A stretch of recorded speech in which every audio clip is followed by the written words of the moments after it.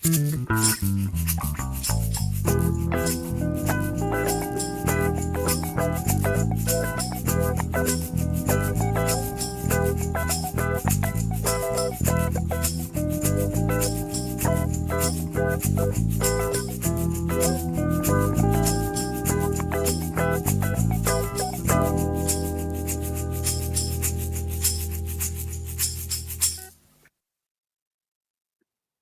still think that's a bit too laid back a theme. I don't know. I like it. It's got a nice little groove to it.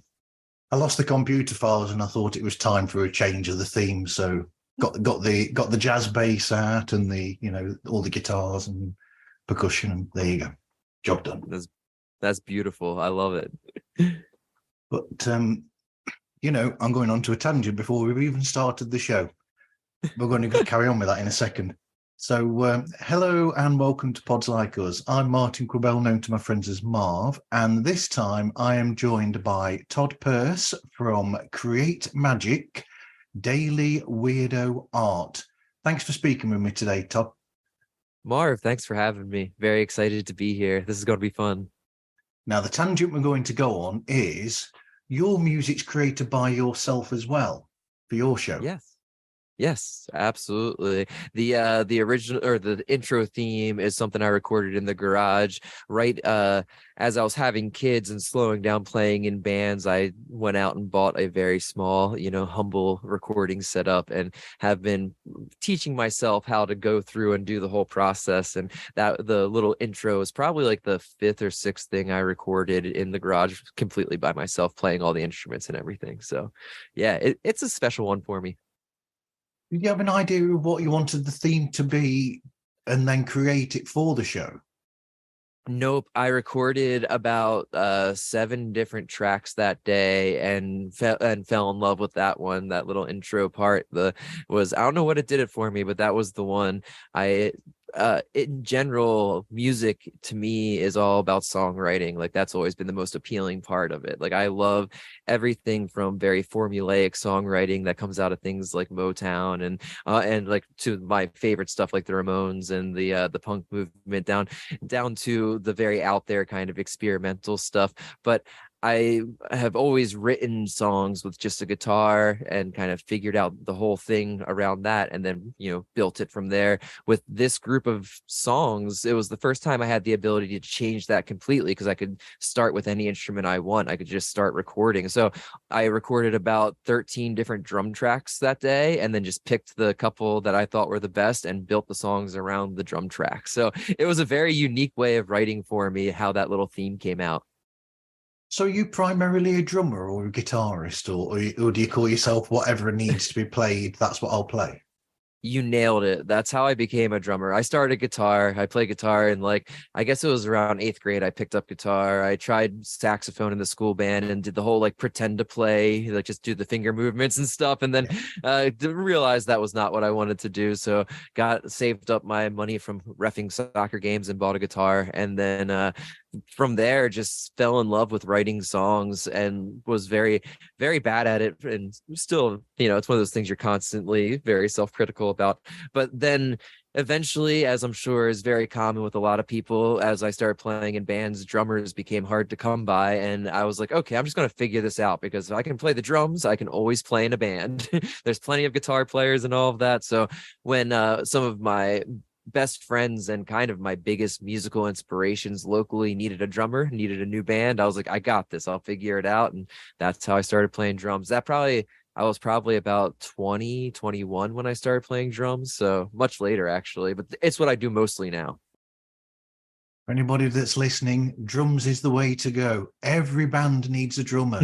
And there's so many guitarists out there and so many people who play guitar and think that they can be bass players as well.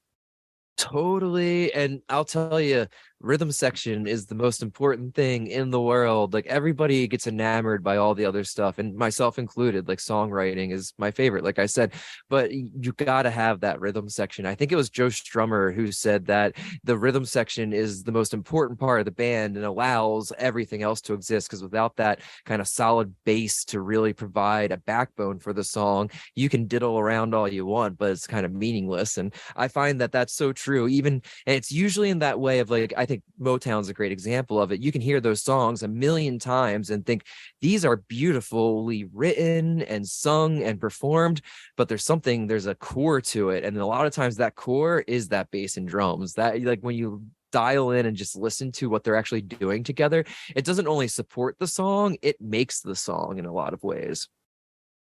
You've hit a sweet spot for me because I'm a huge fan of Paul Simonon's bass playing in The Clash.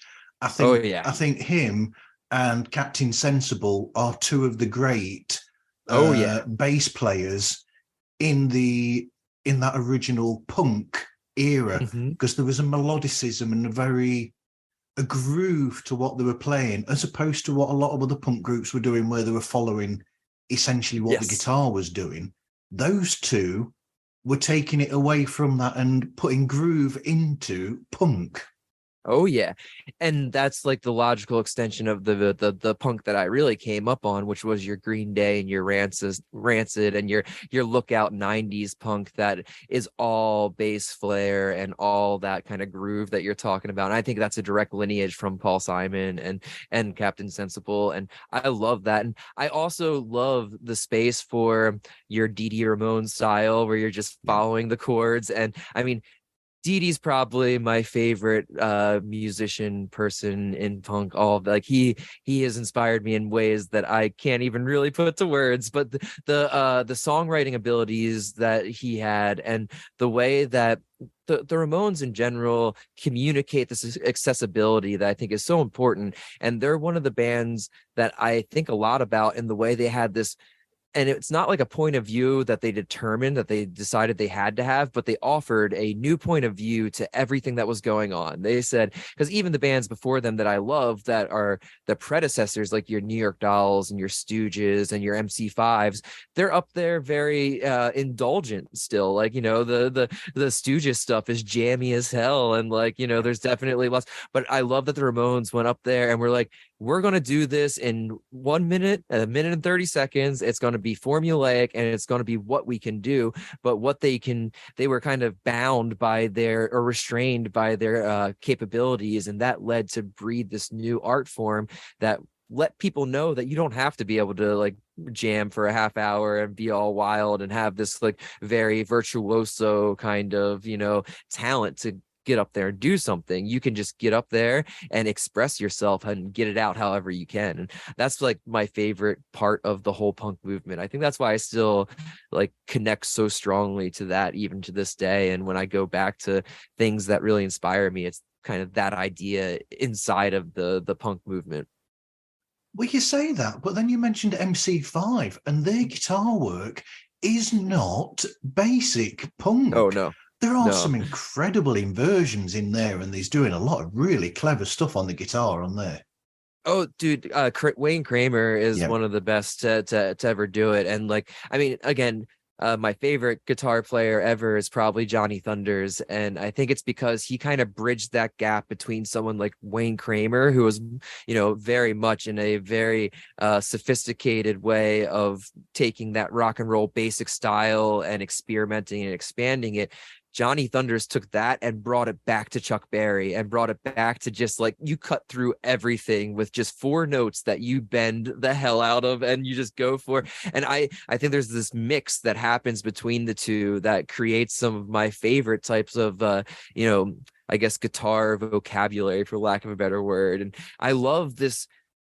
One of the things I love about this line of rock and roll, and especially looking at little bits of it, is how there's this thread that goes through it all. Like, just guitar solos that we were just talking about, you could trace back to people like Bo Diddley and then to Chuck Berry. And then you have a direct lineage from there into the Beatles and into the whole garage movement that the Beatles started in America, to the Sonics, to Stooges, New York Dolls. And even though all of these people, Wayne Kramer's a great example, are doing their own thing and kind of pushing it forward, they're also retaining something to it. And I love that there's this ebb and flow where someone like Wayne Kramer pushes it to a big max, and someone like Johnny Thunders is like, I'm going to bring this back. I'm going to pull it down to its bare bones simplest. And there's this kind of value in both of them. One's not better than the other. One's not more significant or harder or easier.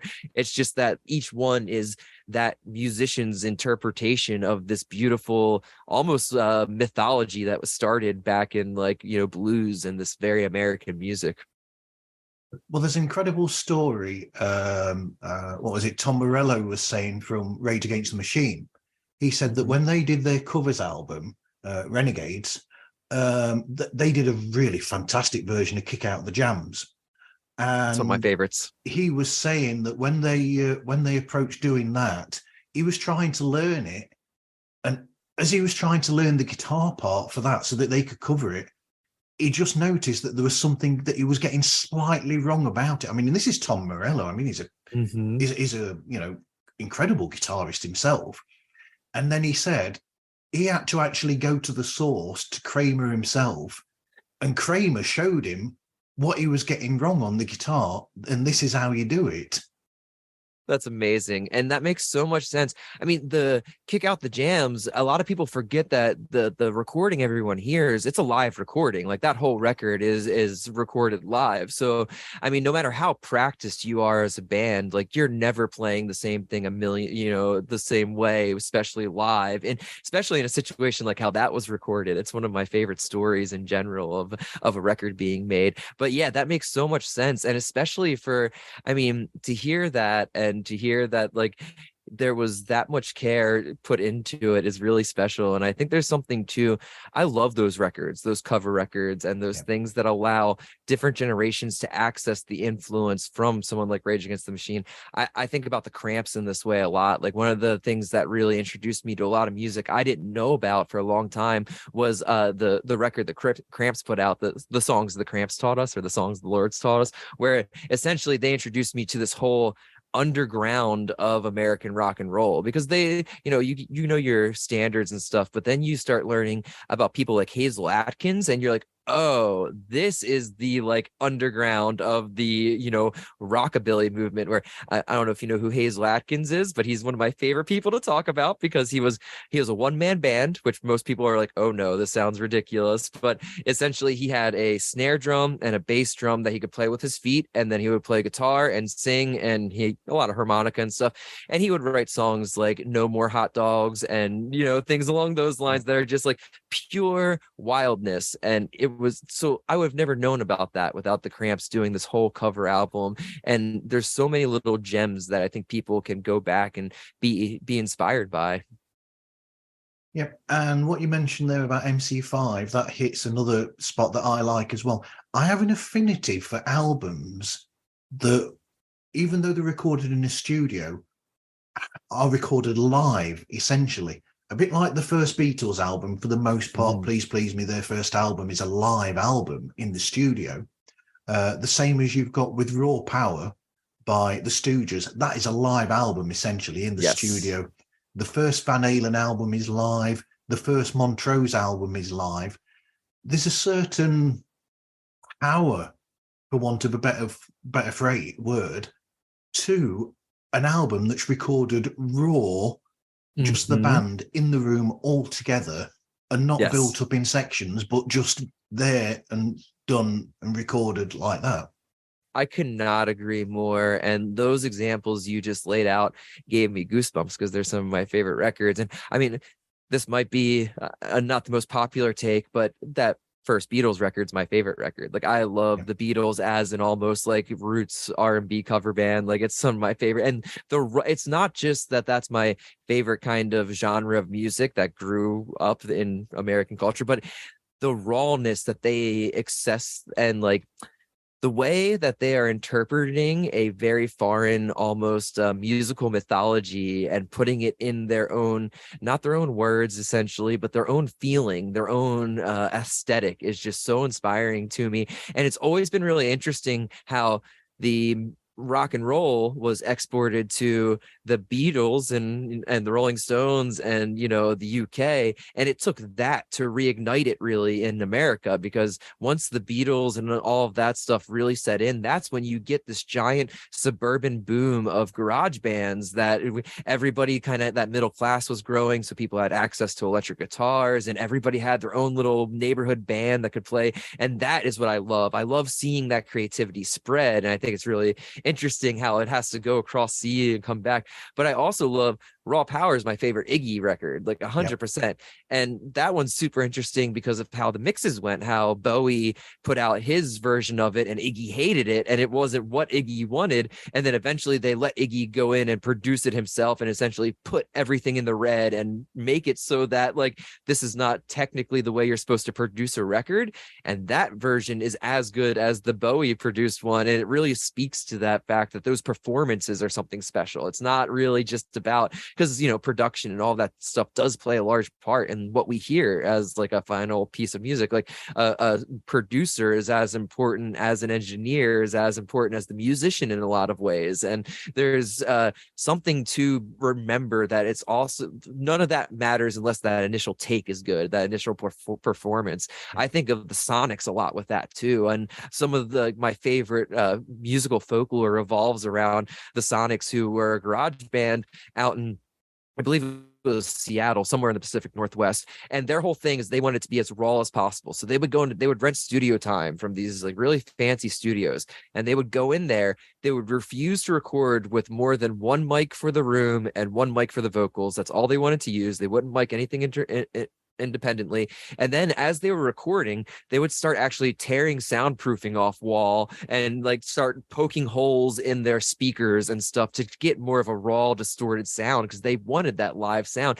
And those recordings sound like nothing else. And like that is what started that kind of like really raw, it led straight to the Stooges and that whole movement there, which is really interesting to me. Well, that goes back to people like, I don't know whether you know, but, you know, the Kinks, for instance, Dave Davies used to do tricks like that with his amplifier where he'd cut it up. Yes. And that's how they got that really dirty guitar on You Really Got Me in All Day and All of the Night. Yes. And that's my favorite. I love people that have that, like, you know, there wasn't distortion pedals you could go buy and just kind of tweak your sound easily. So they're like, we're going to figure this out. Like, I'm going to figure out how to make this happen. And that's my favorite. The Kinks are also one of my favorites. And if I remember right, Dave Davies or someone from the Kinks has a lot of fun paranormal experiences too. I believe alien experiences and such, which is always a fun crossover there. That's probably Dave Davies. Yeah. Super cool. Absolutely. I love that. I also love, and it made me think of this with how much we're talking about the MC5.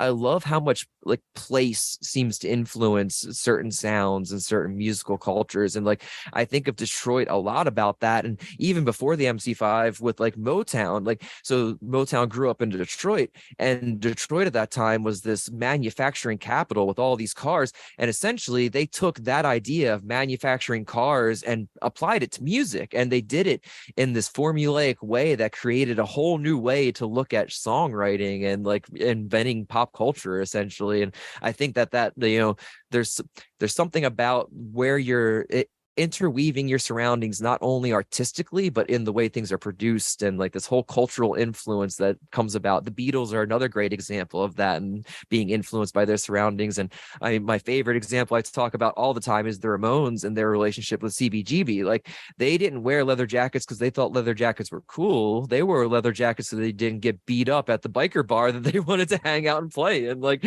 there's like this whole pressure thing that happens in all of these areas, and where the environment has a big role to play, I feel like. Yeah, I was going to go somewhere there. And you know, the interesting one there with music, we're going to get onto the show eventually, you know, your artwork and everything else. Oh, it's all good. This is great. I promise.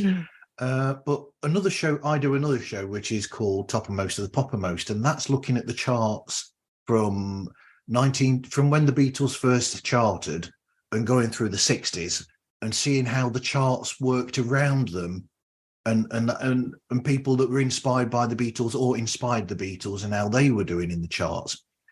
And an interesting one we've found is that, so a lot of the American groups around that time, rock and roll artists and Motown, were actually doing really well in the UK. For instance, like Carole King had her first hit single in the UK in 63, but in America, she didn't get a first hit single until about 71. You see, so so what we found was that in the beginning of at the end of 63, is it 62, 63 or whatever, that there was a lot of American stuff on the UK charts, but not on the American charts, or like the Motown and the rock and roll. And then as the Beatles are gradually building up in the US, for some reason, the American rock and roll and Motown is actually getting built up in America as well. It's almost as though the people heard the Beatles doing them on their albums and then wondered, well, where did this come from? And the Beatles introduced America to their own music, essentially. I love that. And I think you're dead on. And that's so interesting that the charts kind of prove that out. Because I think there's something to that. And I'm interested in what it is that reflexiveness, because one of the things that I think probably grabbed the Beatles about hearing like Bo Diddley and Chuck Berry for the first time is how foreign it sounded, is how different and exotic and like raw. And I gotta imagine they've never heard anything like that. So in America at the time, culturally, that music was, just starting to break that kind of racial cultural line. Like some of the first times you have, white people and black people at the same entertainment events, and especially the South, are these rock and roll concerts. And like there's these beautiful pictures of I think it's an Eddie Cochran concert in particular, where like there's the segmented lines, and then eventually as the show is going, those lines blur and all the races are dancing together. And like, I mean, in America this stuff was called race music, like it was. So it's interesting that it probably makes a little more sense in a sad way that it took a more familiar face, even if it is from the UK, to make it culturally popular over here, and then allow people like Chuck Berry and Bo Diddley, because it probably was the Beatles championing those people that made them the icons that they are now. And that's something I think there's probably a lot more you could say in someone that's a lot smarter than I am as far as historically and everything. But that's an interesting point, Marv, that I think there's probably a lot too. Yeah, and then that would grow even more then when you'd have people like the Stones would come over to, the Rolling Stones would come over to America, and they very much included songs by Bo Diddley in their sets and in their records, on their records as well, which would then build that. Then you found that they were becoming more popular as well, because there's an interesting one where the Beatles would come over to America to tour, and they were saying that they were being inspired by Bob Dylan's Freewheeling album, which then made people check out the Freewheeling album, which is, dare I say, possibly a reason why some Americans who saw Beatles talking about this suddenly thought, all right, we've heard of this person, weren't sure about him, but we'll check it out. And maybe that's a bit of back and forth as well, because Bob was quite popular in the folk scene in the UK to a degree over here, which might be how all that happened. It's weird how a group from, like you said, from over here goes over there and introduces this back to the people who created it in the first place. It's so interesting. And I think it probably says a lot about the way cultures interact and the way that, like, I think a lot about the idea of if things like this can happen anymore. Like I've said it a bunch of times on my podcast that I don't think there could be another Beatles or even another Ramones or Green Day or these bands that have these giant cultural impacts, and not only the way that they're all enjoyed by a lot of people intergenerationally and interculturally, but the way that they kind of fomented a cultural shift. Like everything we're just talking about, kind of from Elvis to the Beatles to the Rolling Stones to the more Hold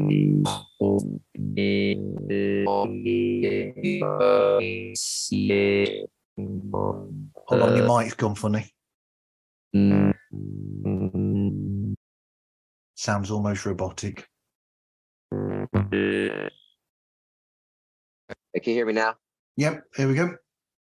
Okay, I'm just going to stick with the headphones then, and it might sound a little different from the beginning of the podcast, but at least it's not sounding like a robot. That's better. That's better. Yeah. So what's your earliest memory then of creating artwork? Yeah, I'd say my earliest memory is definitely hanging out with my Nana and making stuff with her. She was super into making crafts for like local craft fairs. She would make Halloween decorations and Christmas decorations. My grandfather would do woodcuts and she would paint them. And I would hang out with her and use all of her leftover paints that she didn't care about anymore and make giant messes. So that's like the first time I remember just losing hours at a time and making artwork. So it's a bit like your own kids coming in and actually doing their artwork while they're in the studio with you then. Yes, I try and keep that open door policy where they can just come in and mess with all my stuff. I've luckily never been one to invest too much into my supplies, so I just let them have at whatever I have. I buy pretty cheap brushes and paints and everything, so I just kind of encourage them to come in and make a mess with me. That's great. So what sort of techniques and equipment do you use? I mean, is it all on a pad now, or do you still use traditional techniques like paints and chalks and pencils? Yeah, it's a little bit of both, to be honest. So, I mean, as far as professionally and what I do for a living, I'd say it's, 80% on the tablet at this point. I'm still not super comfortable with sketching and kind of starting that creation process, like the idea process. I still prefer a piece of paper and a pencil. And I don't know what it is, but I feel a lot looser when I'm working in a physical material. And there's something to kind of like energetic, loose drawings as a starting point that I've always loved. Like when I look at my favorite cartoonists growing up, it's people like Jack Davis who have these ways of making these it's still 2D flat images so lifelike and movie and bouncy, and I want that. And it's hard for me to do that initially on the iPad. So once I get the idea down, it's pretty much take a picture of it and make a finished piece of art on the iPad for regular work. But I try to, as much as possible, either start the day or finish the day with a physical painting, screen printing. I do a lot of printmaking. It's one of my favorite things to do to kind of break that creative monotony of just working on the tablet there. So I do a lot of printmaking, and then I do a lot of painting, woodcuts. I'm really, again, probably the influence from my Nana and stuff growing up, but I still make a lot of just silly woodcuts, lots of monsters or goblins or UFOs and stuff like that. So I try to keep my hand in the messy area as well as the digital.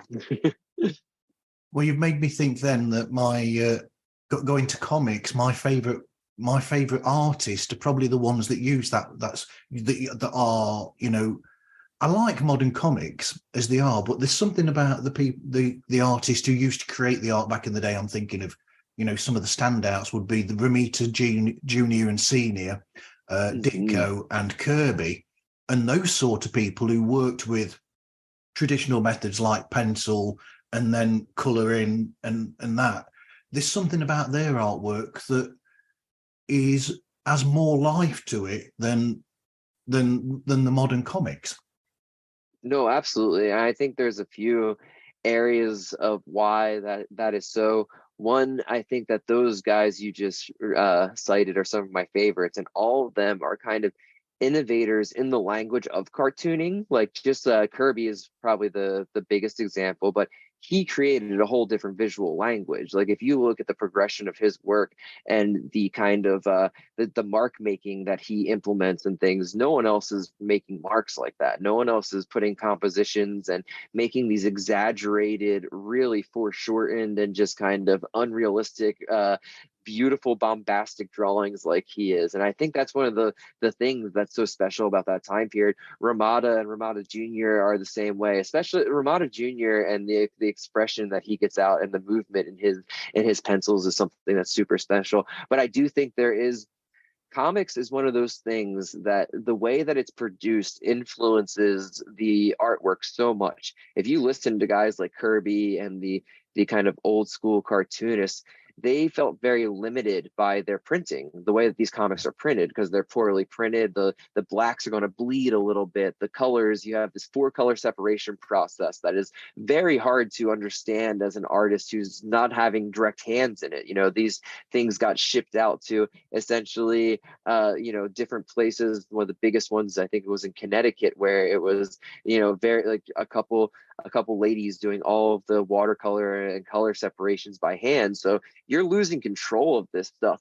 But it also kind of formulated what we think of the aesthetics of comics. That 4-color separation and those printing restraints made comics the special thing that they are. So in the 90s, in the late 90s and the early 2000s, when digital coloring and these things really came into the mainstream and was applied to a format like comics, it kind of lost that special thing. The comics in the early 2000s and that late 90s, they get muddy and there's all these browns, and it's like they're trying to paint things realistically, and they're losing the fact that it's supposed to be bright pinks and yellows and blues. It's not supposed to be like earth tones, and like there's a way to do it right. There is like realistic comics that are painted beautifully 100%, but I feel like the more that you try and lean into those inherent limitations in the medium and allow those to be what makes the medium beautiful, the more successful comics are in general. And that's why, like, even through the 80s with Alan Moore and all those comics that are still so prevalent, it functions in that way of traditional comic making, where once those digital tools became accessible, it was hard not to use them for a lot of people. Well, I mean, you saw a change from so we're going into comics now. Here we go. People will love this. I'm in. So when you go into what's known as the Silver Age, which is the 70s, so the early 70s to the early 80s, that's known as the Silver Age. I think you already see a difference there, because you've already got definitely an advancement in Kirby, because the early 70s, you've got the rise of him doing the work with Eternals. Yep. And then when he moved over from Marvel and went over to DC, you've got his incredible work with New Gods. And it's just so different. The printing changed completely, the way that those colours didn't bleed. So there were much clearer lines, and the colours didn't bleed through so much. And there were works of art which would lead to people like Alex Ross eventually, and artists like that coming into the fore. And Alex Ross is an artist. His work is done paint, which is very rare for comic book art. And I think it's one of those things that it's so rare, again, because of the medium. And I think you're absolutely right. That transition into New Gods for Kirby, you not only saw him like completely solidify these motifs he had been working on visually, like the Kirby Crackle, but he starts introducing elements like those collage elements, where he has these beautiful collage pages that he's drawing over these space and interdimensional themes over top of. And then you have the actual stories that he's starting to present, where he's like leaning into these old mythologies of these essentially these creation myths, and he's retelling them for this modern comic book thing. And I mean, I think there's a lot of people that are much smarter than I that have cited how comics are the modern mythology and are the modern folklore. And I think that he kind of was into that idea or onto that idea a little before a lot of people were. And yeah, it's super interesting to think about that transition from somebody like Kirby all the way down to Alex Ross, and the fact that even now, where you have tools like Procreate and these digital painting things where you can mimic an Alex Ross painting, and it'll be hard to tell like which one's physically painted and which one is digitally painted if it's done right. You still don't see people kind of executing those works, because I think it is so hard to mix those two. Like Alex Ross was not only an amazing painter, but he loved comics and he loved the format, and that came through in the way that he put those books together, like Kingdom Come and stuff. And I think that it's rare to find a person that has love for kind of both worlds, where they love being a lush oil painter and they also love cartooning. And there's something that you kind of have to have a passion for both of them to make it work, if that makes sense. Yeah, but I see also, I don't know whether I'm seeing this correctly or not, But I see a similarity between yourself and somebody like Kirby, and to a lesser degree Ditko, where they ended up originally, they started as the artist to Stan Lee, etc. So it's like a team, and eventually they became creators in their own right. But unlike Stan and some of these others, they were the whole thing. So you'd find Ditko creating, like, the Doctor Strange, and you'd find, Eternals being created by Kirby, and the New Gods being created by Kirby. So they were creating the whole thing, the artwork, the story behind it, everything was actually from them. And it's like yourself with your artwork, you're creating art, but you're creating the story that artwork is based on as well, if that makes sense. Oh, it totally does. And I think that is one of the kind of magical parts of comics and sequential art in general, is that it can be a singular voice. Those examples are perfect examples because, I mean, I don't know, and this might be a different view than a lot of people have who know more about comics history, but I don't know if Kirby could have done things like the Eternals and the New Gods without his work with Stan Lee before that, creating the Fantastic Four. And I know he's shortchanged in a lot of the ways, and luckily that's been kind of corrected through history. But the comic artist was not always getting the credit that they deserved as far as coming up with the actual stories and narrative and everything. But I think that the comics in general allow for, even in those instances where it's a writer and an artist, for this kind of singular voice that most medias don't allow for. If you think of how many people are involved in making something like a movie or a TV show, like that, there's not a singular voice. Like we think of, directors with singular voices. We think of like all these people that have like, what we would say is their aesthetic or their style. Really, it's not, though, when you come to like movies, and there's so many other people that are influencing these things, and they, from director of photography all the way down to set designers and costumes, and like there's so much going on that it can't just be one person's voice. And it would probably be worse as an art form if it was one person's voice, where comics are the opposite. It's almost better when it is that singular voice and it's that creator who does it all and kind of puts everything out there, because it's not, I think it's not only about that kind of singular voice going on, but it's also just about the amount of kind of creative labor that goes into doing something like a comic. Like it takes way more. When I even just do those 4-panel Goblin comics, the amount of time I have to put in to do one of those versus one kind of illustration based piece is wild. Like it's like 3 times the amount of time coming up with the concept, breaking out the flow, making sure everything kind of works correct from panel to panel. So I think that there's something to this like imaginal labor that goes into comics that is very unique as well, and kind of plays into that same thing as like the singular voice from a creator that you've spoke of. But yeah, I think you're dead on with that. It's good to know. So for anybody that doesn't know, the show Create Magic Daily Weirdo Art, it started off as, and it still is for the most part, a show where between 5 and 10 minutes you will discuss the artwork that you've created that day, Yes. where the inspiration came from, what the artwork was. And for anybody interested, the best way to look is to listen to this podcast is on something else other than Apple Music, because Apple Music just gives you the generic logo, whereas if you go to most other players, you get the actual artwork that show is about on the show artwork. So you're able to look at the artwork and hear the story behind where that artwork came from. But I mean, what made you decide to do a daily podcast? Because that is a bit of a grind. I have a problem where I'm not really good at doing things half-heartedly.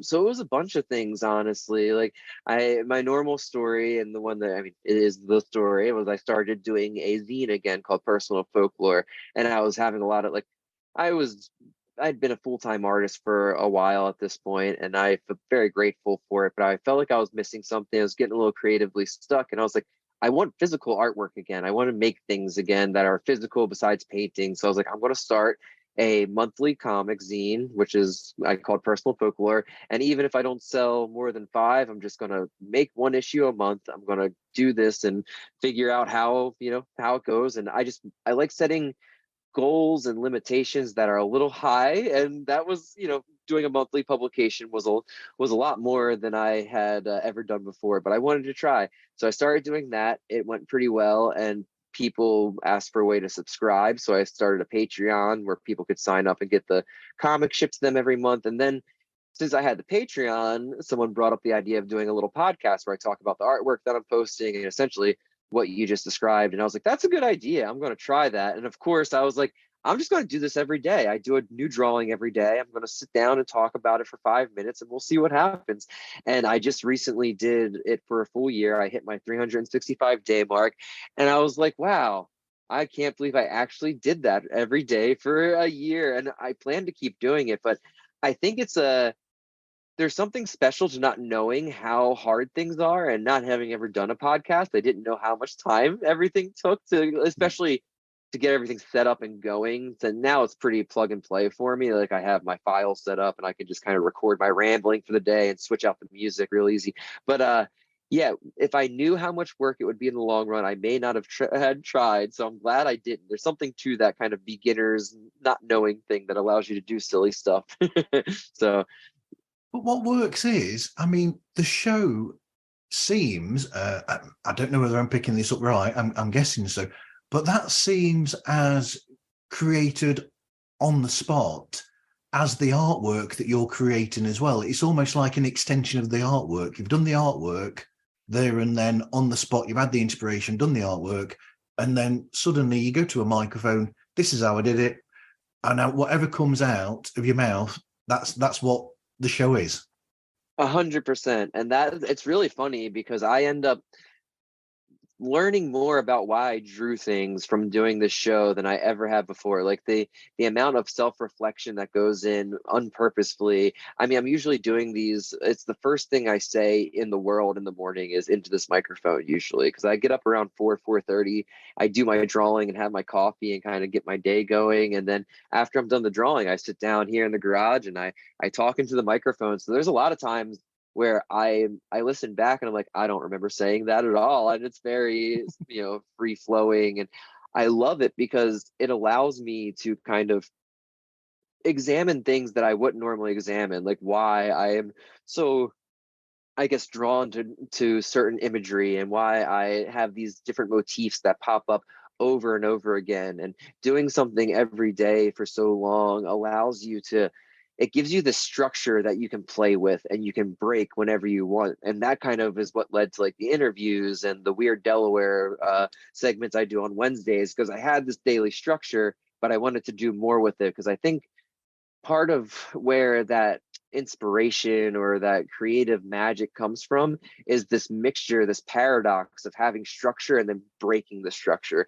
You hear people talk about it a lot, from like, if you have something as simple as, let's say you have a path you take every day to go to work, just change that path, just walk down a slightly different road and you're going to find a completely different worldview. And I think that the same thing can be said creatively. Like you can do the same thing over and over again and there's a value to that, but sometimes the value is breaking the mold after doing it for 100 times, or and then going back and reverting to the original mold and then breaking it again. So I love having these kind of consistent structures to play with.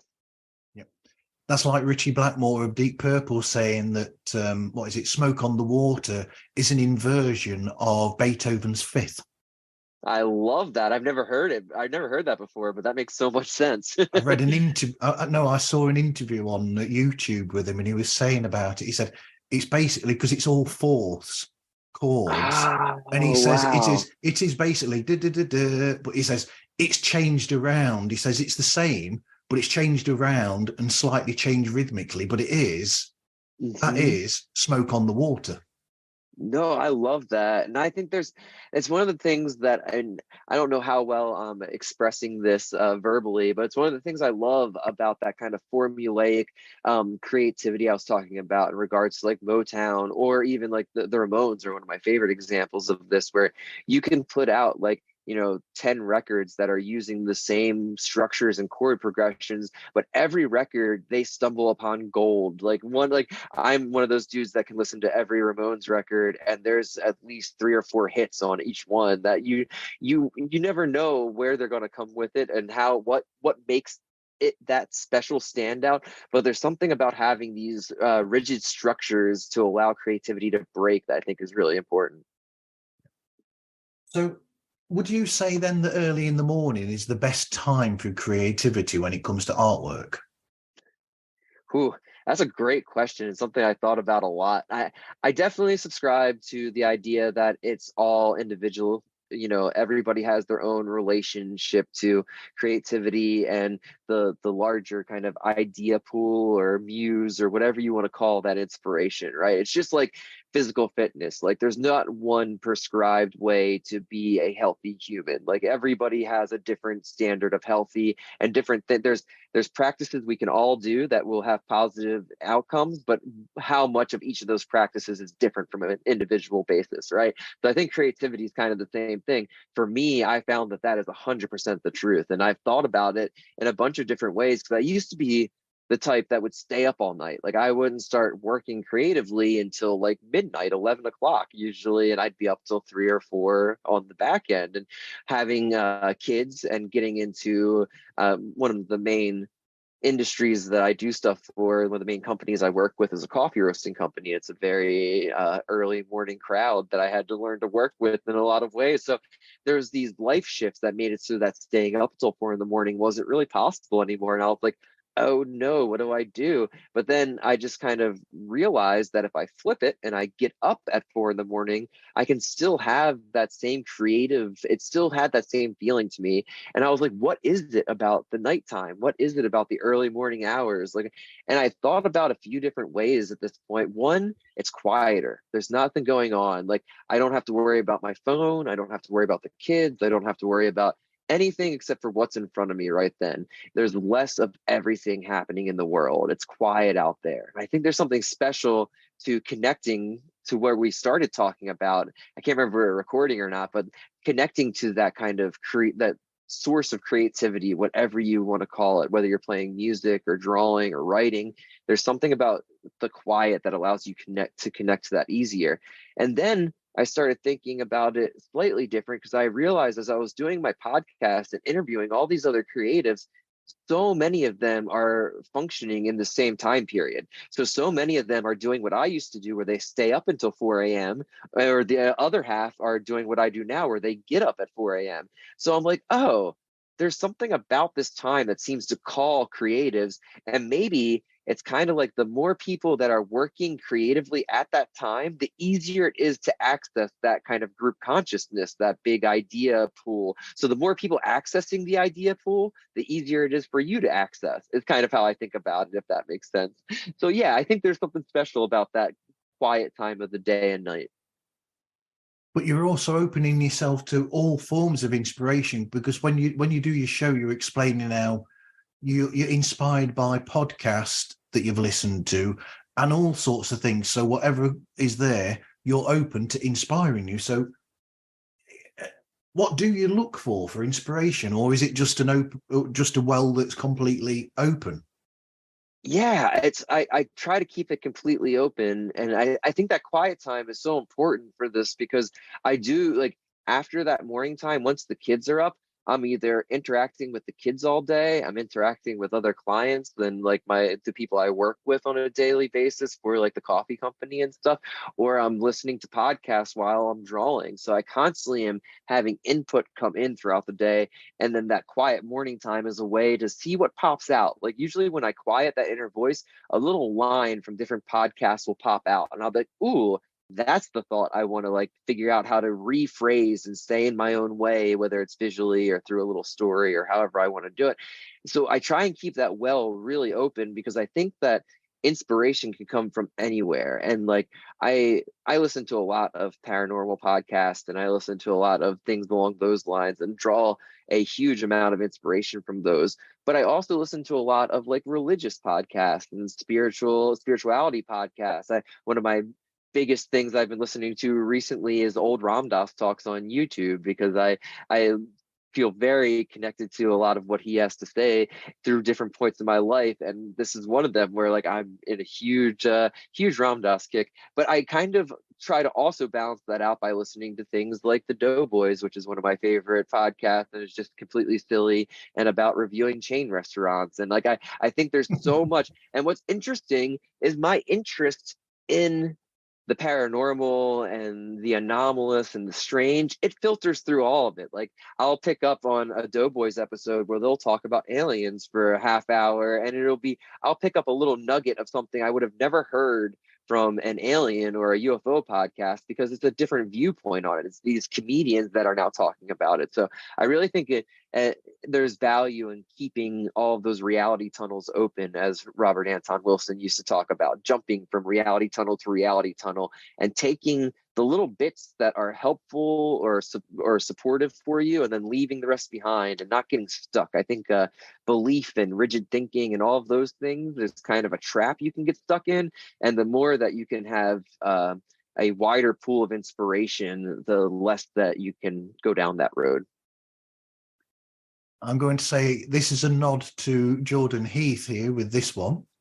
But so, have you always been into the strange and unusual? I love it.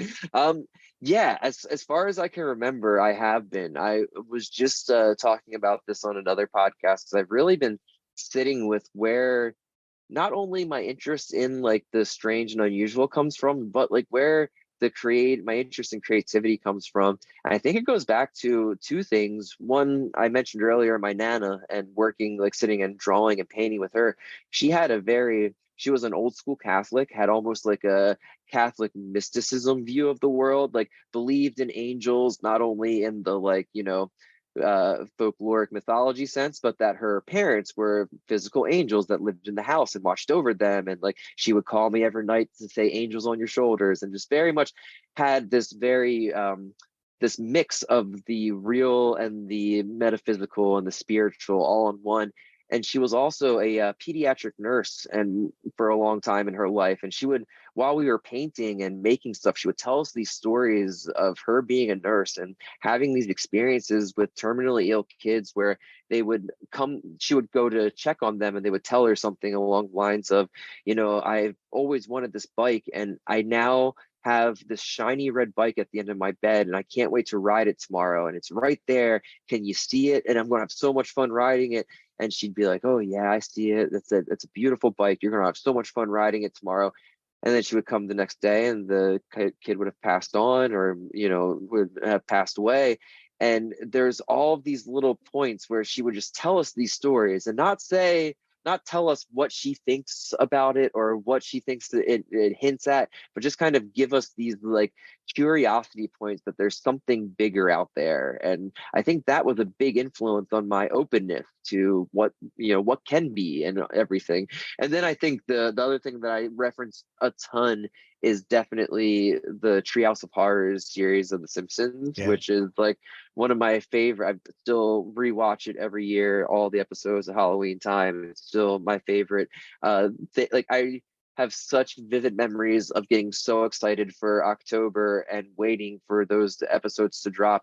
And it introduced me to so many concepts outside of just like more sci-fi, Twilight Zone concepts, these bigger, weird things instead of just the cryptids and the UFOs. And then once I got older and realized that they're pulling from all these beautiful mythologies like Twilight Zone and these things, I was like, oh, The Simpsons taught me that a long time ago. And so I think that was a perfect time, because also right at that time when I was growing up, The Simpsons went right into the X-Files, both on Sunday night and in reruns. So I watched a lot of X-Files at that same time. So I think all those things kind of got my interest going at an early age. And then I stuck with it for the most part. But I find that your artwork, not only does it have that element of the strange and unusual with the cryptids and this sort of thing as well, but there's also a good sense of humor in there as well. Yeah. Which might come from The Simpsons, maybe. Thank you. That means a lot to me, actually. No, I think that definitely has to do with my I've said to my friend AP the other day that I think my inner voice is like 90% The Simpsons. I think it's just quotes from The Simpsons that play in my head all day long. And I definitely think that formed my worldview. And the other thing that I think really had a heavy influence on me, so growing up, I wasn't like a superhero comic book kid. Like I didn't get into like those type of comics until high school almost really, and like I didn't really get into comics until after high school when I had my own money to burn and really spent some time in the local comic shops. But I loved comic strips growing up. I loved Calvin and Hobbes. It was my favorite thing ever. And I think that kind of whimsical worldview is something that really imprinted, and I want that part of it. And I think that that's kind of a big part of what I try, and the humor I try to reinterpret into my work. And I think it also has to do with just the anomalous in general. When you really get in past the surface level of these strange stories and these different kind of anomalous cases, there is a thread of humor to it. There is this absurdity in the best way that is kind of my favorite part of a lot of these stories. And it's what makes, not only is it what I think makes them stand out to me, but I think the ones that have humorous elements are the ones that have staying power, that stick around in culture for the longest time. And it takes that kind of, if it's not funny, what's the point? Like if you can't laugh at it and have fun with it, then you really want to live with it for that long. So I think that the more that um, these encounters that can be seen as scary and very novelty breaking or novelty inducing and reality breaking can also be very fun. And it's important to remember that. I'm now imagining people doing these Sasquatch photographs and just saying to each other, let's see how many people are going to be fooled by this. Exactly. And I love that, man. So my favorite thing about all this stuff is getting people to live and think a little stranger and remember that we live in an enchanted world. Like the world does not need re-enchantment. It is as enchanted as it ever needs to be. And sometimes it takes dressing up in a Sasquatch costume with your friends and running around the woods to remember that. And I'm cool with that. Like it's why I kind of love hoaxes, and I love the fake stuff that is admittedly faked as much as I love anything that's supposed to be completely real, because any of it is a way to just kind of remember that we're a very small part of all of this, and we should just have fun with the time that we have here. Because it's a form of escapism, and everybody needs that form of escapism as well. Totally. No, absolutely. I agree.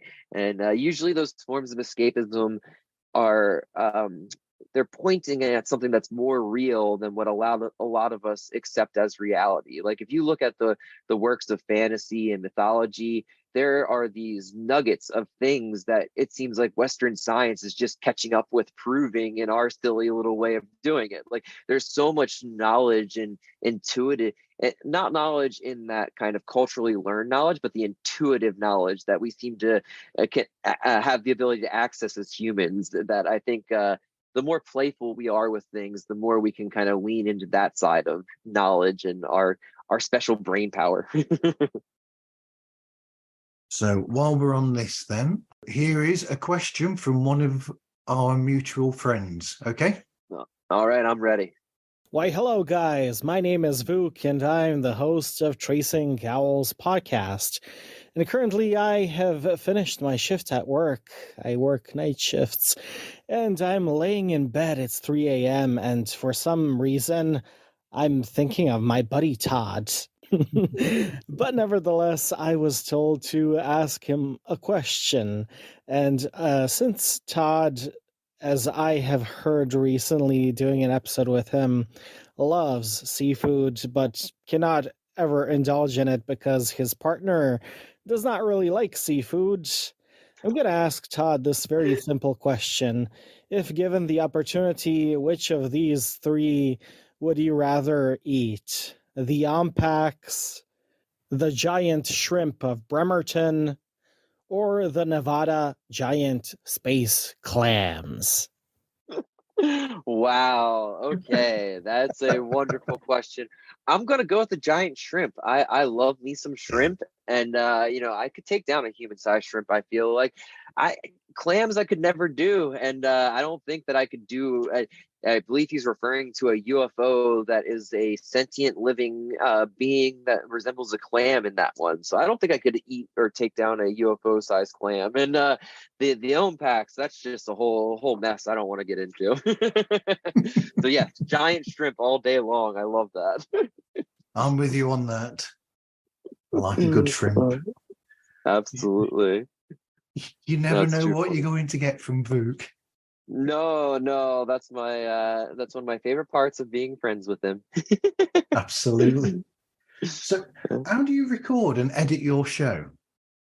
So I pretty much do. Well, now I'm going to see what's going on, because usually I just do it through this little audio interface in my garage and record it onto GarageBand and edit right in there. I have a file that's pretty much set up so that I can just kind of take out the vocal and put in the new song and the day's recording. So I mean, logistically, that's pretty much it. I try to do them by, like I said, around 5 or so, 5:30 every day. So I record out in the garage, which is separate from the house. So I have to leave the house and come into the garage and everything. So it takes a minute to get out here, which has been one of my favorite kind of side benefits of the podcast, because I get to walk outside through the backyard. And between 4 and 5, it's usually dark. The moon's usually still up, and I'll just stand there and stare at the stars for a while. And I don't get to do that very often. Like, by the time the sun's down, I'm like ready for bed and ready to, end the day for the most part. So it's been nice to have that reintroduced. But then when you're then walking from where you've done the artwork to going to record the show, that then at that time in the morning, you've got that beautiful time in the morning when wildlife are out and you can hear the birds out and you can hear whatever nature is out and about, and it allows you to enjoy that actual moment or that period of the day which you would miss otherwise. Absolutely. And it's one of those things that I try and stop myself, because there's plenty of days that I don't wake up at 4:30. I'll sleep in to like 5:30 and be like, oh no, I slept in. It's 5:30. And then I feel silly for saying that. But so I'll be kind of rushing to get things done before the kids get up, because like you said, at that point, that's the only time where it can definitely feel like a grind, where I feel like, okay, I have to get an episode up, and now I only have the small amount of time before the kid gets up. But what I realize is, usually if I utilize that to kind of stop that moment of walking from the kitchen to the garage, to stop and like look around, listen to the birds and stuff, usually I calm down and have a way better episode. But if I'm just rushing and just kind of running from the garage like mindlessly, it's usually a lot more rambly and not quite as smooth as I'd like to think it would be. So that's interesting you mentioned that. That definitely has a big impact on the way the show goes. That's me when I wake up at 2:00 in the morning to talk to people in foreign countries. Oh yeah, I guess you have to deal with that a lot, huh? I do. But I mean, but then you have the odd episode where you are, shall we say,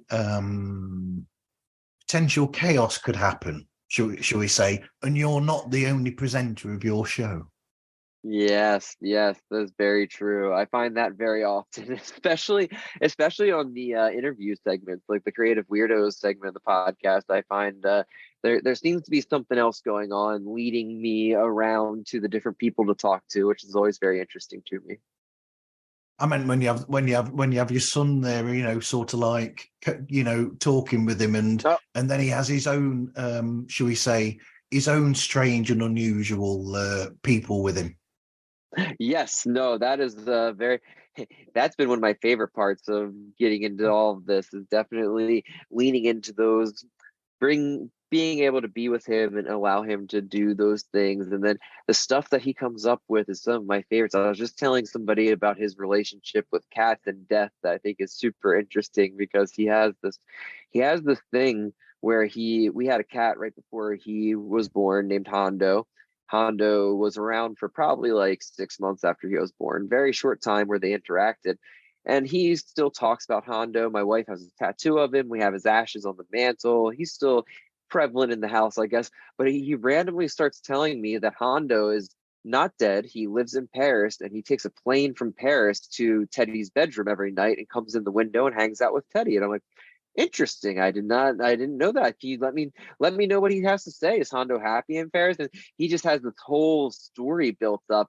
And then a couple days later, he's like, hey, Dad, Hondo started bringing his other friend. And I'm like, huh?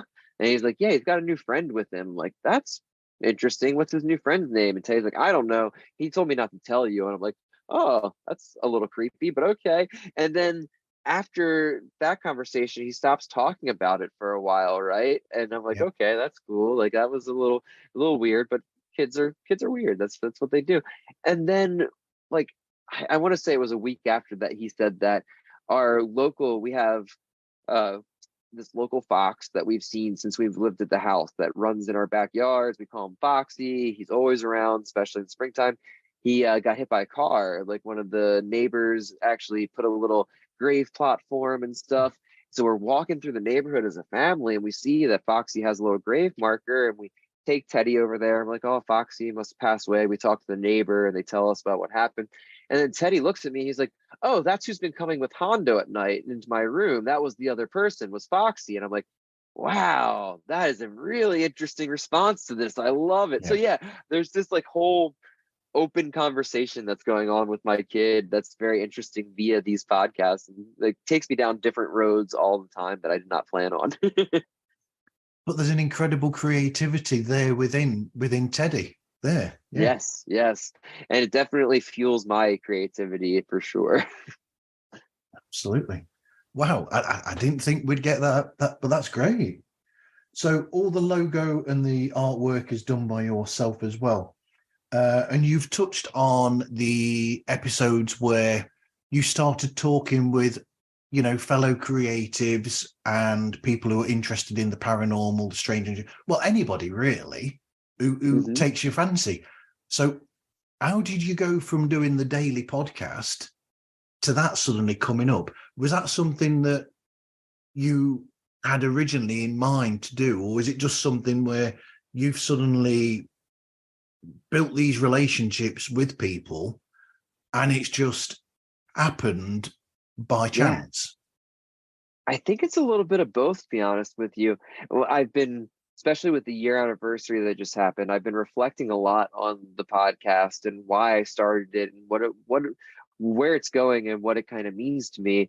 And one of the things that I think I was maybe not honest with myself about is I may have started the daily podcast to get to the interview segment of the podcast, if that makes sense, because there's been so many instances where I listened to different people that really inspire me, whether it's authors or thinkers or artists or all these different folks that are on podcasts, and I'll be like, I want to talk to them. I want them to hear my ideas and see what they think about it. And like I realized quickly after starting the daily podcast, oh, I have a podcast now. I might as well reach out to some people and see if they want to talk to me. So you can definitely hear the progression of my interviews and like the style. Like I get more confident with who I'm reaching out to and how I'm talking to them. And I mean, I think I've done 41 interviews or so now, and I don't consider myself really great at it yet, because there's still times where I look back and I'm like, man, I just rambled for 10 minutes to ask a question.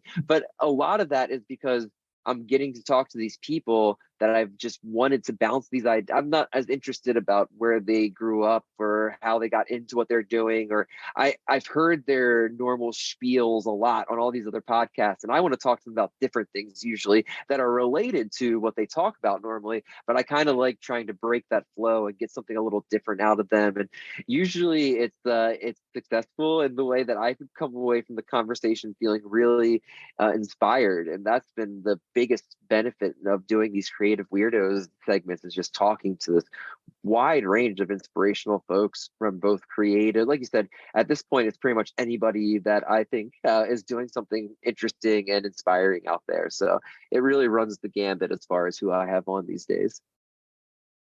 Yep, it's interesting you say that, because from my side with my show, I had an original concept for it, and that concept was sort of like, it's still there to a degree, but when I recorded the first ever episode, I realised during that first ever episode, which was sprung on me essentially, it was supposed to be the week after or something, and then the person said, "Oh, let's do it now," which caught me unawares. And it was during that I suddenly realised that the more interesting thing about podcasters is the subject that they're discussing, how enlivened that subject makes them, because that's what makes them actually do the podcast in the first place, because they are so that subject is so much a part of them that it's like a way that they have to push it out. It's a bit like music and art is a part of us, and we have to, well, not art for me so much, I mean, I'm terrible, but it's much a part of us that it's like something we have to do to get it out there. And that's the more interesting thing, as opposed to the little bits of, I mean, we've gone into that, we've gone into how do you record this, the logo, this, that, and the other, the background of the show. But the more interesting thing is the background of that subject that you're talking about, and how that interests you, because that is the more interesting thing than all the technical side of podcasting. Absolutely. And I think podcasting is a beautiful way to connect to that, that kind of, that method of enjoyment, that way of looking at things. And I think on Vuk's episode that you did, you spoke about really falling in love with a sports podcast, that you don't normally have any interest in sports, but the way that these people are impassioned by it and the way that they talk about it made it, exciting for you. And I think there's so much like that you can find via these essentially podcasts made out of people's passions that you can take. And even if you don't have a fascination with sports, you can take what they're talking and apply that to music or these other things, and you realize that what gets people excited is the thing. Like, that is like kind of like this special little spark that we get to experience, and being able to kind of hone down on that is really interesting. And I love that that's what's popped out at you for doing this show, because it's something that I think I've resonated more. There's a lot of podcasts that on paper, I'm like, I should love this podcast. Like, it has all of the subject material I like. It has like, they interview the guests I like, but there's certain things that just don't click with it. There's certain things that just don't, and I think it comes down to that passion. And I guess the best word for it is sincerity. I think there's a sincereness that needs to be there and that's why, like, you can listen to the most mundane, like, it could be a podcast about chairs, and it could be the most inspirational thing ever if that person is sincerely impassioned by the idea of chairs. Like, there's so much to sincerity, and I think podcasting and media consumption in general these days really speaks to, if it's not something that people have a general connection to or is a authentic worldview, it's probably not going to break that barrier. It's a lot less about quality these days. It's something I think about a lot, because I think there used to be this idea that you just do the work and the work will be good and it will speak for itself. It can be undeniable. And I don't think that's the case anymore in a lot of realms, as far as just the craft. I don't think just like being a virtuoso in anything is enough anymore. I think you also have to have this sincere love and this idea of kind of a worldview or a unique point of view to it as well, if that makes any sense. Yeah, it's like people that make radio programs that have a specific, it's a bit like the Bob Dylan did a radio show which was called the Theme Time Hour. And that one, he picked a theme each time, and all the songs were based on this specific theme that he played in the show.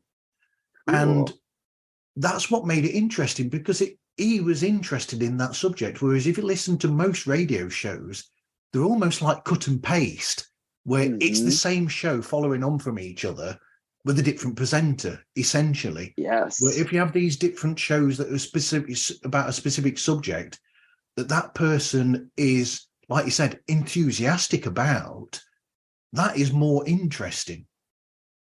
I think you just hit on something that's very fascinating to me, and something I've been thinking about a lot. And that is, I mean, I love barrier dissolvement, and I love how accessible creativity is, and how anybody can make a podcast and put it out there. Anybody can make a record, anybody can make a drawing. Like, all of these things are beautiful. But I think one thing that has been kind of lost, and that was a great example in Bob Dylan, is almost like these tastemakers, or these people that they were gatekeepers to a certain extent, but they also were, there was something special to I'm trying to think of a good. Okay, here's a good example that I use a lot is Danny Fields. Danny Fields is one of my favorite characters in music history, right?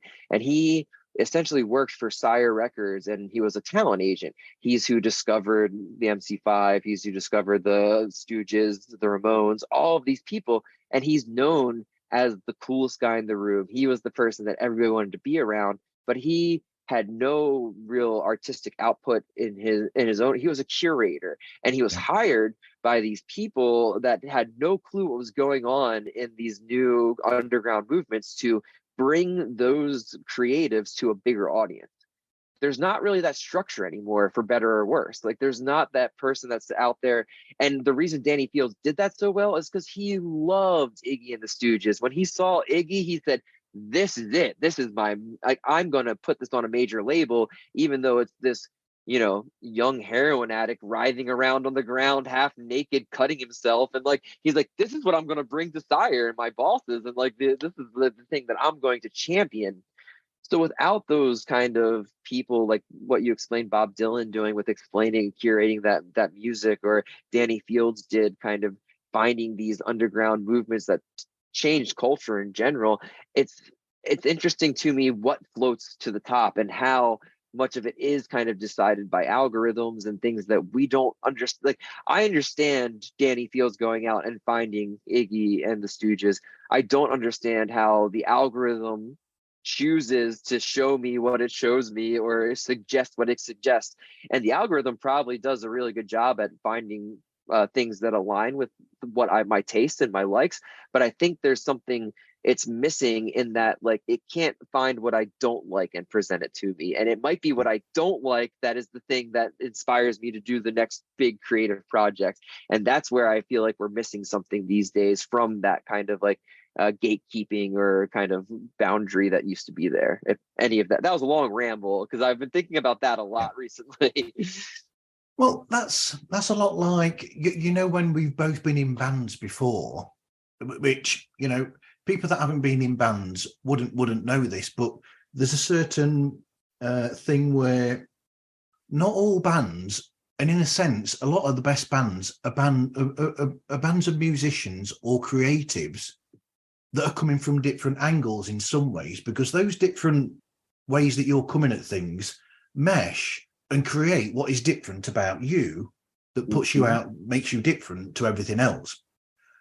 So therein, when we were members of bands, one of the best things that I used to enjoy was when we'd get together and one of the other members would say to me, "Oh, have you heard this? You'll like this, but it's completely different to anything you've ever heard before." And then you'll listen to it. And it's those moments of random that make those types of music, that music, that artwork, that film, that book, that any form of media or anything, it's that gives you more, or brings it more to the fore to you, because it makes more of an impact on you rather than media or different sort of, Apple Music, Spotify, whatever, saying to you, "Oh, you like this, you'll like this as well," because it's very much like what you already listened to. It's those elements of random, like I'm going to shout out here, Joni Matranga is a good friend of mine online who used to be a member of FAR, but that was a moment of random where I heard that on a Buffy the Vampire Slayer, one of their songs on there, and I just thought, what the hell is that? Yes. And it's those random moments that make a bigger impact on you. No, absolutely. And there is something to the randomness of discovering those where you feel like you're on to something. Like, you kind of feel like you just started a treasure hunt. And like, there's downsides to all of it and plus sides to all of it. I grew up when, you found that band that you wanted to discover. I straddled the time where you had to go to a record shop and ask the pretentious record store employee, and they look at you like you're a dummy, and they either like point you in the direction if you're lucky, or they, you know, make fun of you, and then you have to figure it out on your own. Like, I grew up with that like stereotype 100%. And then I grew up into the age of Napster and LimeWire, and you could find these, you know, any band that you discovered, you could type into this magical little search box and their music would pop up. I found less music that way than I probably had more music from that era, but the music that I still go back to and listen to now is all the stuff that took a little more for me to find, and I had to put myself out there a little bit more to get. And I wonder a lot about like how my kids interact with media, and how that kind of shapes the way that they consume these things. And it's I never, I try not to sound like a, you know, old man get off my lawn type person at any point, but I do think there was something magical about that time period of discovering things. And like the fact that you would, I talk about it via mail order all the time. Like some of my favorite bands I discovered is because I ordered a record from a record label, and they sent me 4 other records I didn't order, because they're like, we're just going to throw these in there and see what happens. And those are the records that I fell in love with, and like I would have never heard about them without that randomness and that whole. So I do think there's something special to that for sure. Well, I have really good memories of going to a record shop and ordering over from America, ordering from record shops like I said, you know, Far and Fishbone and other groups as well, you know, that we didn't get over here to such a degree. And then it's interesting because, I mean, a lot of people in America had the same where they would import records from the UK. But you know what I've not included on this list of questions, and I'm going to throw it out now before we start with all the close and everything. Are there any favorite artists that you have? Ooh, as far as bands or visual artists, or a little bit of all of it? Do you know what? You're a multimedia person, so you do music, you do artwork, you do your own comic books. Do you do your own films as well? Have you tried that yet? Not too much, only in the way that social media is pushing us all that way. I do a lot of like process videos these days for Instagram and stuff, which is fun and is like becoming easier to do. And I mean, I love like just putting music, how much of a difference it makes just putting a song over top of something and like that type of thing. But no, I haven't got to experiment too much with actual video stuff. I did get into making puppets for a little bit to do some puppet videos with the coffee company that I work with. So that was really fun. That's probably the closest I've gotten to actual any kind of video making. But I mean, who is doing it for me right now? Like my favorite go-to, it's like when I'm feeling stuck and I need to pick something up, it's Basil Wolverton, and he is one of my favorite comic artists. I think he's most well known for his early work on Mad Magazine. He did these grotesque portraits where it is just like teeth coming through lips and like 4 different eyes, and just these ridiculously grotesque caricatures of different types of everything from political characters to just random ones he's made up. And there's something to the way that he works that is so inspirational to me. And I've been getting into his work from the 40s, which is a lot of sci-fi comics that are just the most out there things I've read in so long. So yeah, like this very pulpy, very dense black artwork, and just so good. So that's probably been my go-to as far as just like a visual inspiration in my everyday. And then there's just so much that I get inspired by online. I have a wonderful creative kind of community that I'm constantly drawing inspiration from, with the people that are current artists working. And I mean, that ranges from so many different people, from I guess people that would be more considered like fashion designers and streetwear kind of clothing, apparel, lifestyle cultures, to other people making cartoons and cryptid comics and very paranormal stuff. And I think that it's hard to name anyone in particular at this point, but there's so much going on that I always feel like I want to at least, and I have a knee-jerk reaction to talk about these people that worked in the past, like Basil Wolverton or Jack Davis, or these EC comic artists that are some of my favorite. And I like to try and start just mentioning that there is this whole modern group of artists that I do draw a lot of inspiration from. And there are people in the cryptid community like Easton Hawke and Jonathan Dodd and Natalie, Shapeless Flame is her Instagram handle. There's so many of these people making really weird art that I love. And then there's a lot of others that are just kind of constantly producing things where I'm like, I wish I made that. That's how I know, like that's the stuff right there, if that makes sense. Sorry, that was a long way and probably not a very specific, succinct answer. That's fine. That's fine. So, are there any standout moments in your show? Yeah, I mean, because you've gone for, is it over a year now? You've gone. Are there any standouts in all of those 365, 370 odd episodes? Yeah, I mean, I think the biggest standout as far as especially on the interview side was probably talking to Mitch Horowitz, who is one of my favorite authors and thinkers of the occult and paranormal in general.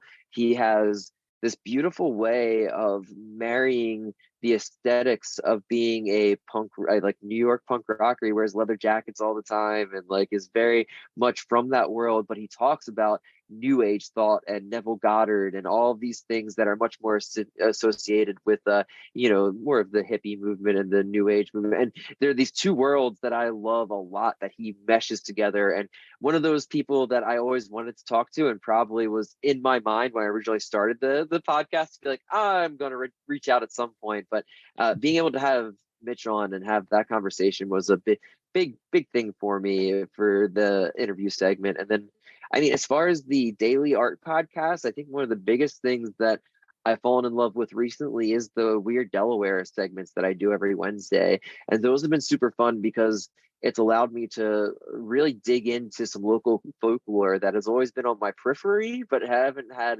an excuse to really go down and really do some deep diving. And I get to work with Vuk on those a lot. He's much more of a researcher and he's really good at like finding the good stuff and sending it my way. So I think that has been another big turning point for me.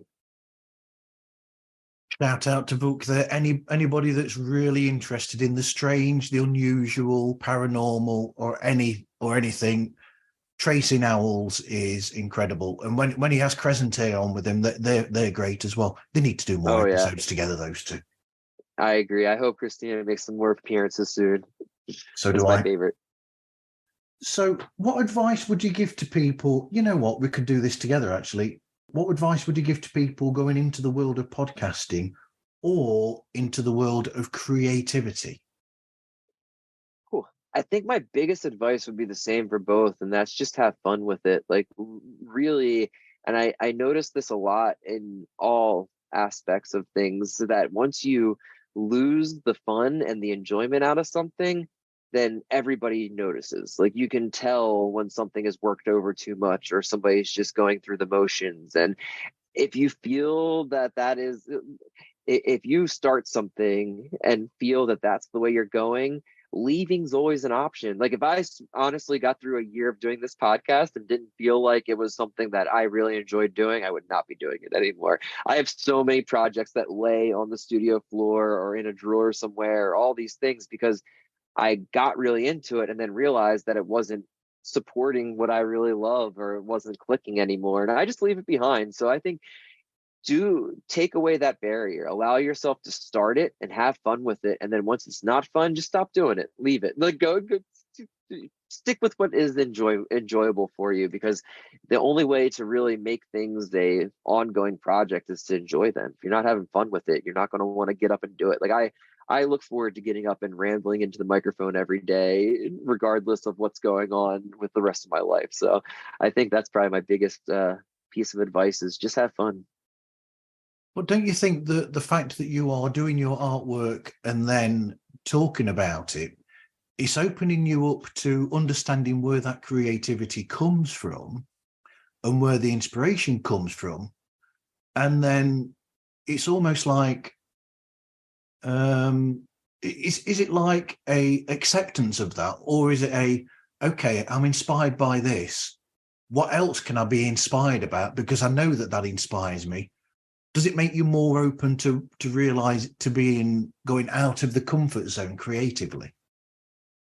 Yeah, it does. But almost in a different way, and almost like the more that I am reflective about this stuff and really honest with myself, the more I feel like it's something that is not from within, if that makes sense. That it's Yep. it's something Same. that Yep. we're tapping into, and like it has really made me sit with ideas like polypsychism and animism and these big consciousness things that I think really that's the end benefit of living a creative life, is that you realize how much you are not the center of it all, and that you're connecting to something much bigger, and that we're all connected to that same thing, and anybody has access to it. And it's all about quieting down and reflecting and wanting to access it. So my podcast definitely allows me to think about those things and remind myself to get out of my way a lot of the times. I think about this in along the lines of the way that Ram Dass would talk about um, essentially when people get these spiritual downloads and stuff, or they get really into creativity or have some sort of success or following, they start kind of beating people over the head with the fact that they have to do it their way. And why aren't you living like me? And why aren't you creating? And the way that Ram Dass always said is that, or thought about it, was like, that's never going to work.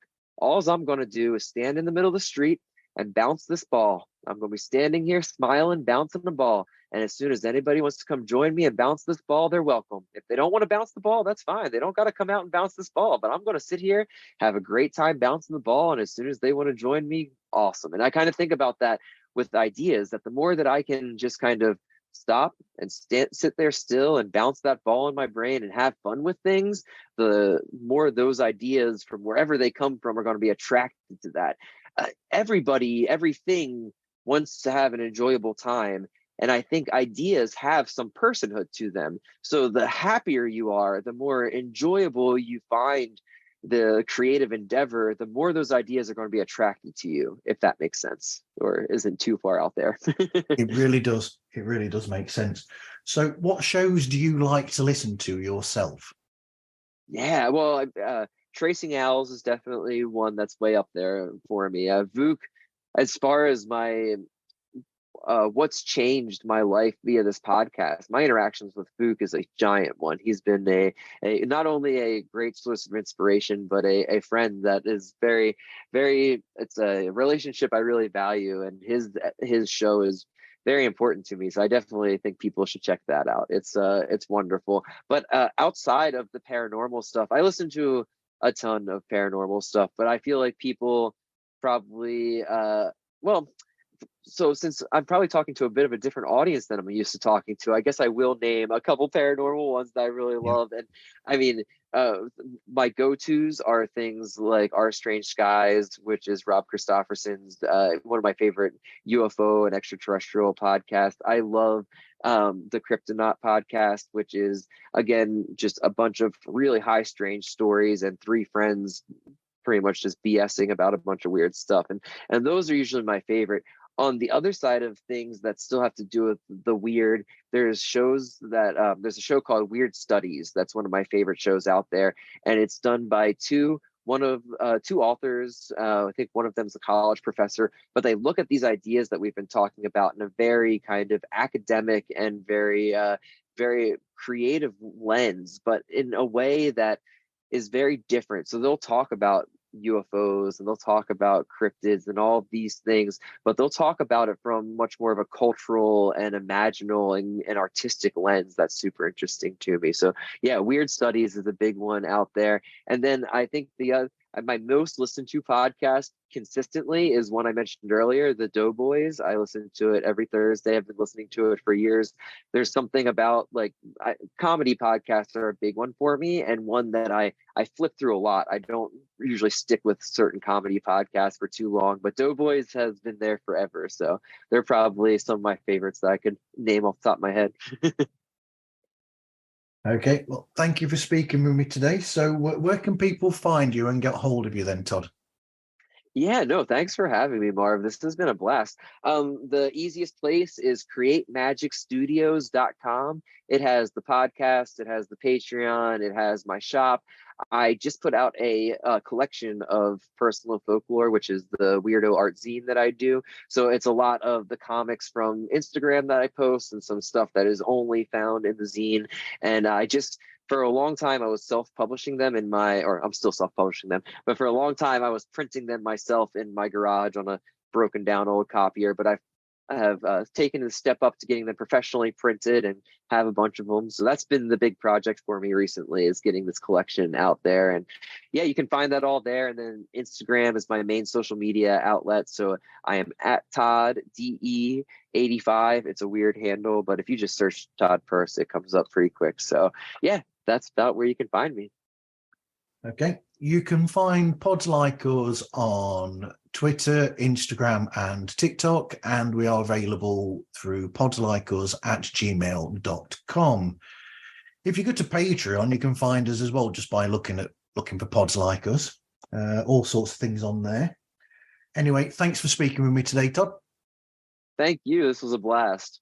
It was. And thank you everyone for listening, and hope you listen again to another episode of Pods Like Us.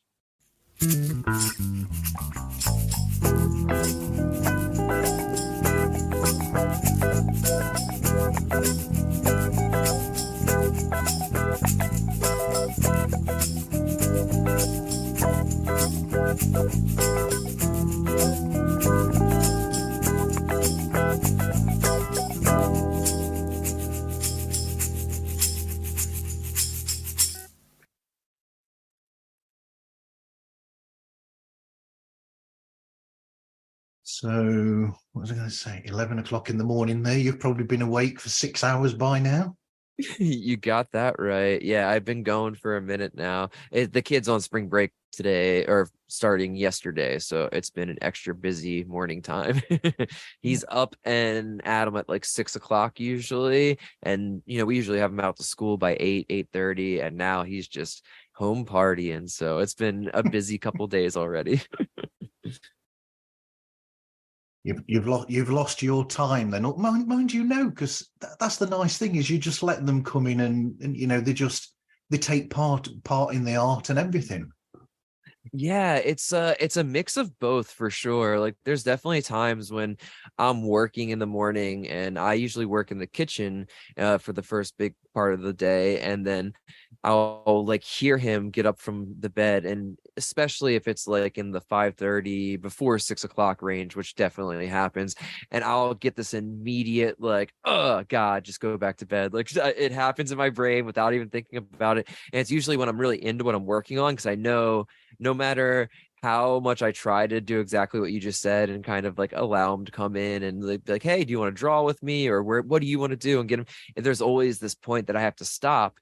And one of the things that's really interesting is as soon as there's a kid in the room or up and awake, I go into dad mode. And even if I can set him up and get him working next to me, or if I set him up with his tablet to play Minecraft or whatever he wants to do that morning, I'm still not fully focused anymore. I still feel like I've lost, because there's always that thing in the back of your head where you're like, well, does he need a drink? There's just those little parenting boxes you have to check off when you have the kids running around. So it's one of those things that I've worked really hard on not trying not to be too attached to. And when I get interrupted like that, just being like, okay, now it's time for dad time. We got to hang out for a couple hours and then get back into it when the time's right. But I'm definitely not great at it.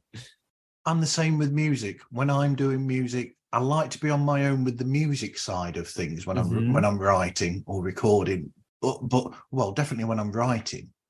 But then when I've got the germ of the idea there and the majority of it, I don't mind then including my other half, Louise, and getting her feedback on it. It's just that initial spark of creation or inspiration. It's a strange thing. I mean, I mentioned it when I was on the show with Vuk, when I was on Vuk's show. And in a way, I was explaining how it's that almost, because you as a musician, you must have the same thing, and as a creative person, it's almost like a spiritual thing where you have to allow that inspiration to come in. It's there in the ether. You just have to grab hold of it and be, you have to just be able to bring it in there. And that's almost like a one-to-one. You can't have anybody else there at that specific moment. No, I completely agree. And I think there's all kinds of different types of inspiration, but that specific moment you're talking about is very personal and very much different for everybody who's creating. And I think that it really does have to do with that quietness and allowing yourself to quiet down. And when I'm really working, especially in the sketchbook, doing that like kind of sketching, morning journaling idea phase of things, then I notice my brain, the voice inside is going really fast for a while. And then as soon as I hit something that I'm enjoying, whether it's a shape that I'm drawing or an idea, a little phrase, then that voice quiets down a little bit more. And then as I keep following that little breadcrumb trail, the voice gets quieter and quieter. And that's when like the real ideas come out. Is the quieter that voice gets, the louder the ideas get. And the more that I kind of lean into that idea, it's like symbiotic. It feeds itself, and those ideas come easier, so that when I'm around the kids and I'm around other people and doing the necessary life socialness and everything, I can still allow for those little bits of inspiration to come in, because I've found that you don't have, as long as you have that quiet time, you can allow the loudness and the brightness and the kind of booming of life to filter in all the other time, and that impacts the quiet time, if that makes sense. It does. I'm going to have to grab that and put it into the main body of the show, I think. That's awesome. Well, we can jump in whenever. You can use anything that we've recorded so far. I'm down to get rolling for sure. Your conversation with Vuk was wonderful. Definitely very inspirational for me, and I appreciate all the kind words. And it was very nice. It's so weird, like doing I'm sure you know this too, but like just doing anything with like a podcast or putting things out there, you never know like how it's clicking with people, or like, you know, it's always nice to get those little feedback points, especially the positive ones. It is, really is. Right, how do we do this? I like what you're doing. I don't know what it is, but I like it. Sorry, I'm just going to put my phone on silent here. Share screen. Share sound. Right, you can see my screen now. All right. Yep. Yes, I can. Right, let's do it this way then. This way I don't have to mess about with editing because it's all in there. Oh, that's even better. Here we go. Now you're speaking my language.